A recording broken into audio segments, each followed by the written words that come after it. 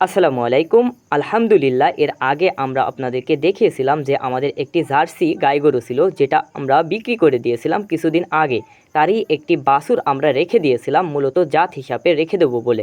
মাত্র 14 মাসের মাথায় সাধারণত এই গরুটির ডাক এসেছে। এর আগে 2বার ডেকেছিল, আমরা সাধারণত দেখাইনি কো। যেহেতু আমাদের বাড়িতে একটি জার্সি এড়ে গরু রয়েছে, ভেবেছিলাম যে এই এড়েটা দিয়েই দেখাবো। সাধারণত এড়ে গরু যে পরিমাণ বধ হয় তাতে করে সম্ভব না, সেজন্য সন্ধ্যাবেলা ডাক্তারকে খবর দিলাম।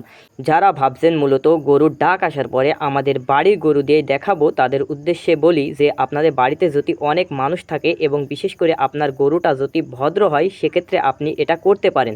আর যদি একটু বদ টাইপের গরু হয় তাহলে ভুল করেও এটা করতে যেন না, কেননা আপনার গরু যখন আপনার বাহিরে বের করবেন তখন কিন্তু গরুটা দৌড় মারার একটা সম্ভাবনা রয়েছে। বিশেষ করে গরু যখন আমরা বেঁধে রাখি তখন কিন্তু সেটা আমাদের পোষে থাকে, যখন আপনি দড়িটা ছেড়ে দিবেন তখন কিন্তু আপনার পোষে থাকবে না। সেহেতু আমরা অনেক চেষ্টা করেছি, প্রতিবারে আমরা ব্যর্থ হয়েছি, তাই আমরা ডাক্তারকে মূলত ফোন দিলাম এবং ডাক্তার আসার পরে সাধারণত সন্ধ্যার পরে সাধারণত বীজটা দিয়ে যায়। মূলত আমরা একটি পাকিস্তানি বীজ দিয়েছিলাম এবং এই বীজটির দাম নিয়েছিল মূলত 500 টাকা। যেহেতু এবার প্রথম ডাক এসেছে এবং গরু যেহেতু অনেক ছোট, সেহেতু বেশি দামি আপনার বীজ দেওয়া যাবে না।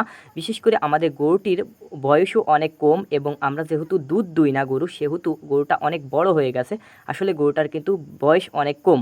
সাধারণত যারা প্রথমবার আপনার বীজ দিবেন তারা কিন্তু একটু কম দামের এবং হাই লেভেলের বীজ দেবেন না, যেহেতু গরু ছোট।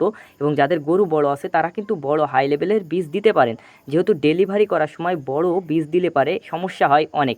সেহেতু আমরা ছোটোখাটো গরু সেহেতু অল্প দামের বীজই দিয়েছিলাম। তো এই আর কি আপনাদের সাথে শেয়ার করলাম। তো আপনারা সকলে আমাদের জন্য দোয়া করবেন। আসসালামু আলাইকুম, আল্লাহ হাফেজ।